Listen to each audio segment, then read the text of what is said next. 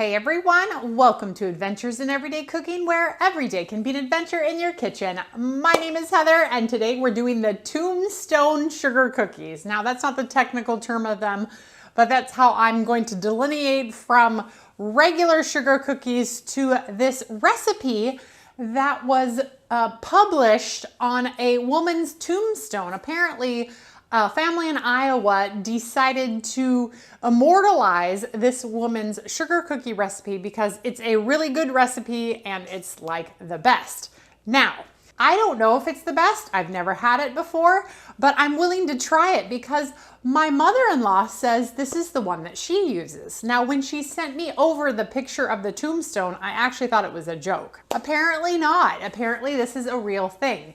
And so here's a picture of the tombstone right here. Like, this is a real tombstone in Iowa. And so I'm reading over the recipe and I'm like, a cup of cream?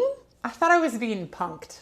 Honestly, I was like, I have never in all of my life made my sugar cookies with a cup of cream. What on earth? So I decided that maybe I would do it for you guys and we would adventure with this together because I don't know. I mean, it seems like a really wet dough. I mean, part of the key to this recipe is that it needs to go into the refrigerator for a really long time.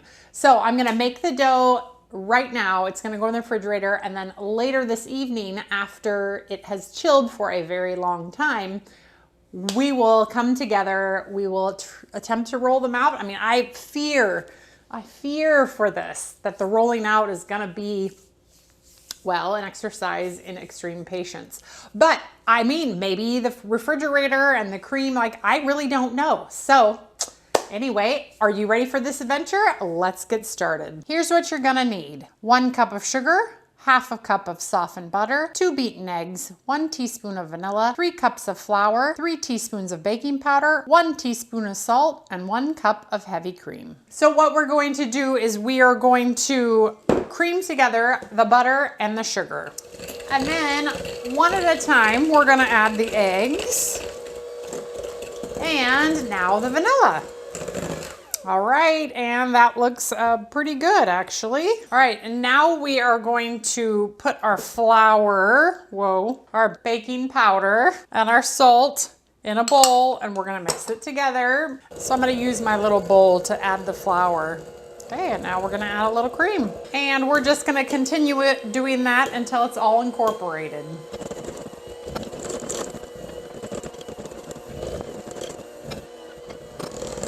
All right. Once it all comes together in a dough, I think we're done. Now we are gonna wrap it with plastic wrap. So I'm gonna actually put this in 2 discs so it's easier to roll out, because as I suspected, this is really, really sticky. That worries me for rolling out. I mean, that's why you have to chill it, I suppose. This feels like really sticky dough. This makes me very worried, because I have rolling cutout cookies to make. And the texture of this dough right now does not say rolling cookie cutouts, but okay.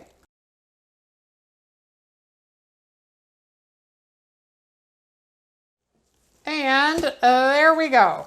So into the refrigerator, this is going to go for 3, 4, 5, however long you can keep it in there. If you can do it overnight, it says overnight is best, but we're just gonna keep it in there until like dinner time tonight. And then after dinner tonight, we will attempt to roll this very soft dough out. Wonder if you could put it in the freezer to speed it up. Nope, that's not what it says. It just says chill. I'll be back in 4 to 5 hours to hopefully is so okay. I'll see ya. We're back and our dough has been in the refrigerator for 8 hours.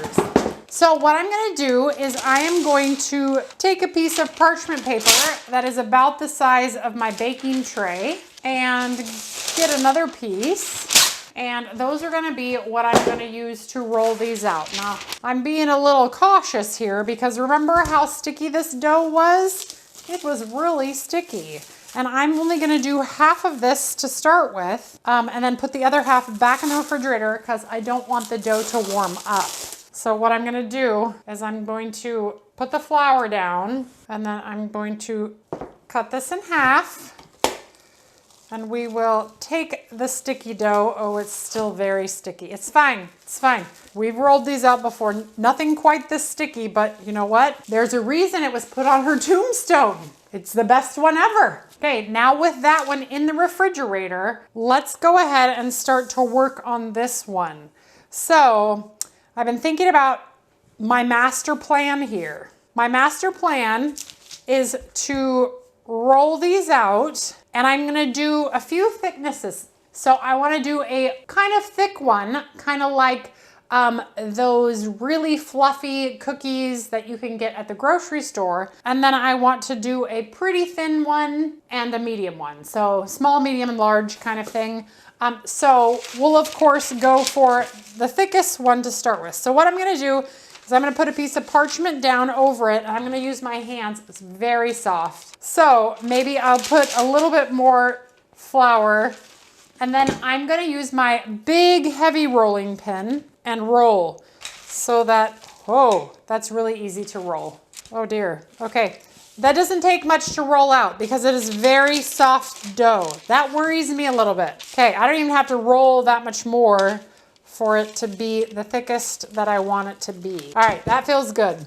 So this is the thick one, and I just really wanna know what is going to work. And I have my cookie cutters here. I'll just do stars to start with. So I dip my star in some flour, and then I will just push it right through my dough here, get it out, and we're gonna cook it on a piece of parchment just because if they stick, then at least I'll know. Okay, so now let's roll this out a little more. Okay, feel like that's probably the medium about right there. I know I'm cutting in the middle, don't judge me, but that's where I feel like the medium is. So there's the difference. Here's the fat, the medium, and then we will do one very thin. And we'll cut that. And I'm a little worried how that one's gonna come up. I'll grab an offset spreader. That one is very thin and kind of stuck a little bit. Okay, use more flour than that. I might try to do one more and just use a little bit more flour. If I'm gonna roll it that thin, it definitely needs some more flour. Whoops, whoops. Okay, roll it with parchment over it. It's stuck because I didn't flour the top of the cookie. Okay, so let this be a lesson to you. If you do this recipe, use flour like it's your best friend. So let's try this again on this side, but we're learning as we go. This is a brand new recipe. That's pretty thin right there. I don't even think I need to roll that out. I'll punch it out right there. There we go. You just need a little bit more flour. Okay, we're gonna get them in. It's a 350 oven for I think 8 to 10 minutes. I'm just gonna watch it and we're gonna see when they start to turn brown. I will go ahead and get them out. I'm a little bit worried that this thicker one is gonna take a little bit more time, but we'll see. We'll see how it goes. So in that's going to go. Meanwhile, now I'm going to get this dough off of here. So I'm gonna go ahead and get this one pressed back together. And do I wanna roll it out now? It's still cold. Okay, let's do it. Let's roll it out again. Might as well. And let's put the parchment over it. Oh, it's so soft. So even though it's kind of sticky, it rolls out so darn easily. Like, that's pretty amazing. And then maybe I will do a little bit of everything. So let's do that. Oops, I forgot to put the cookie cutter in flour. Make sure you put the cookie cutter in flour. Just helps the cookie cutter to not stick if the cookie cutter is warmer than the dough. All right, and that's pretty easy. I'm not gonna lie.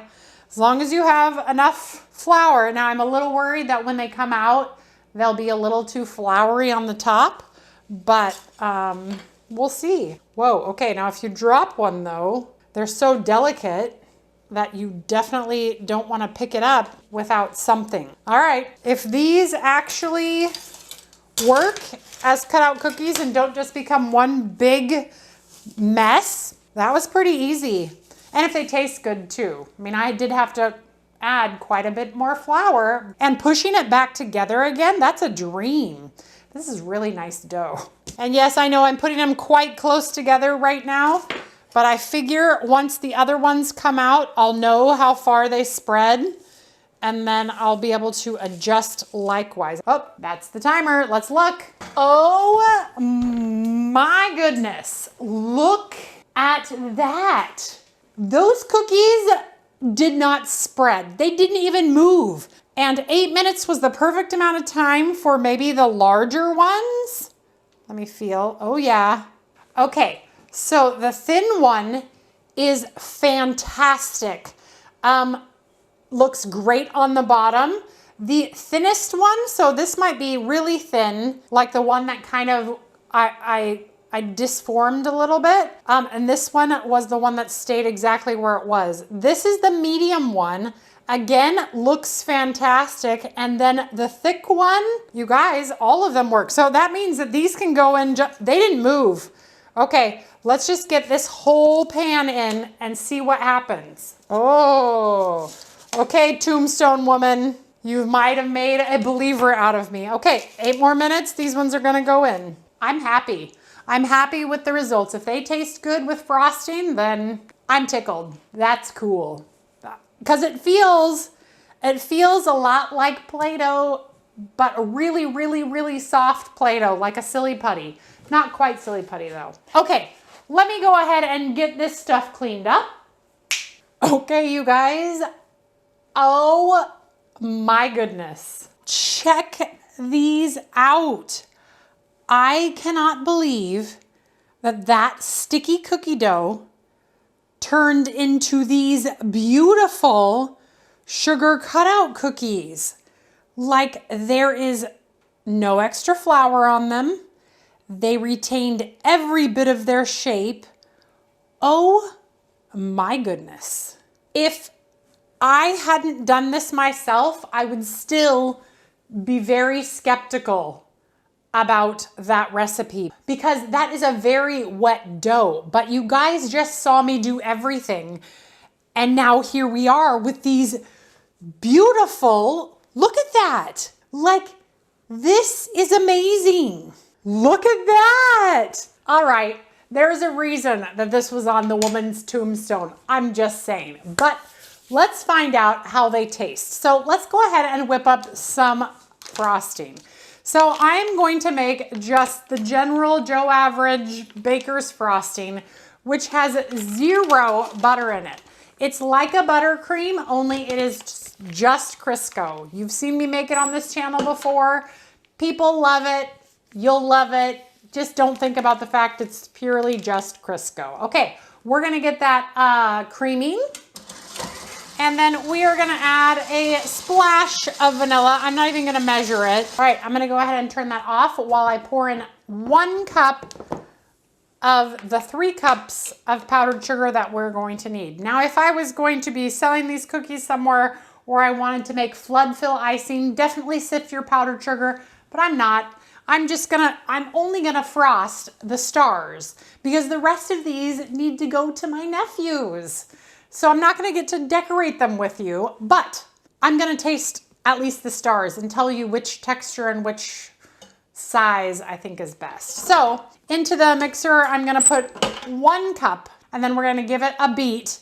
Then we're gonna put the next one, and then we have 2 tablespoons of milk that we are going to thin it out with. Usually it takes about the whole 2 tablespoons, sometimes a little more, sometimes a little less, depending on how heavy I got when I was measuring out my powdered sugar.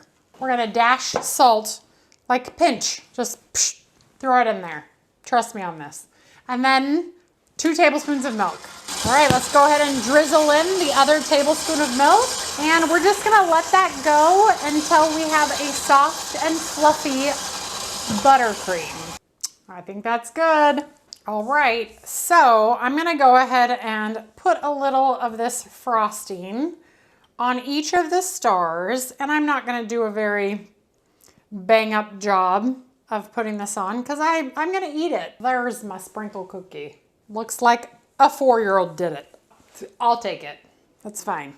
Now I'm noticing as I'm frosting them, they are very delicate. So in past years, when I've done sugar cookies with other sets of children, my own included, my sugar cookies are usually harder. These ones feel a little more delicate, so I'm sure that's due to the cream in them. So they're more like a soft sugar cookie, which I'm not sad about. Okay, all right. So let's start with the thinnest one there is. So this is the thinnest one. This is the one that got the brown edges on the star. The bottom has some crispiness to it, and it is a firm cookie, but it's not firm like some of my other cookies of the past have been. Is that a bad thing? No. It tastes like a good sugar cookie. Okay, so that was the thin one. Let's go to the next one, which is a little bit thicker. I wouldn't call it the medium one yet. It's still kind of thin, but it did not brown like the other one did. So it does have a little more, you know, like thickness to it, but it's not like the medium. Again, it's very soft. I bet you could make it a little harder by cooking it a little bit longer, but I'm not mad at how soft it is. It's just a little more delicate. The inside looks really, really great. I like the crumb structure in there, so that's good. You can definitely taste the richness of that cookie, and it is really good. Like, I am not sad that I'm gonna eat all of these. Okay, now we have the medium thickness one. Let's go ahead and break it first. Again, we have some really great crumb in there, and the thickness of it is, I think, pretty spot on. I like the medium thickness. I'm glad I went with the medium. It's like 1/4 of an inch. I'd be happy with it, all 3 of those. But now, the really thick one. I'm super excited about this one because I almost feel like this thick one might be like those cookies that you can buy in the store that are super thick and have the frosting and the sprinkles on them, and they usually have them for the different seasons. You know the ones I'm talking about? Because this one feels very light, but yet it is thick. Let's look at the size of the thickness. It is a good 1/2 inch. Oh, hold on. I won't stick that in my mouth because I want to show you. Look at how thick and beautiful that is. Oh, wow. I can safely say I've never had a sugar cookie made at home like this before. That's the money cookie. That right there, the thickness of this cookie is what I personally want to eat. However, I would not make that thickness for what the kids are gonna decorate because this is a lot more delicate than these ones are, but that's so good.